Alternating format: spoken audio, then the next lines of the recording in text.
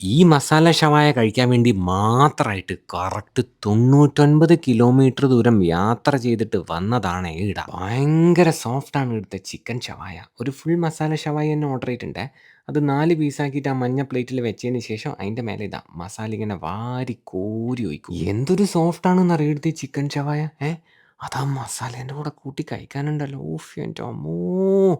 പിന്നെ ചിക്കൻ ഷവായേൻ്റെ കൂടെ ചേർത്ത് പിടിക്കാൻ വേണ്ടിയിട്ട് മന്തി റൈസും കുബൂസും റുമാലി റൊട്ടിയും എല്ലാം ഉണ്ട്. ദാ ഈ സോഫ്റ്റ് ചിക്കൻ ഷവായേൻ്റെ അറ്റത്തുനിന്ന് ചെറിയൊരു കഷ്ണം ഇങ്ങോട്ട് എടുത്തിട്ട് അതിനെ ഒന്ന് ഞെക്കിയിട്ട് ലേശം മയോണൈസിൽ മുക്കിയിട്ടൊന്ന് കഴിച്ചേ.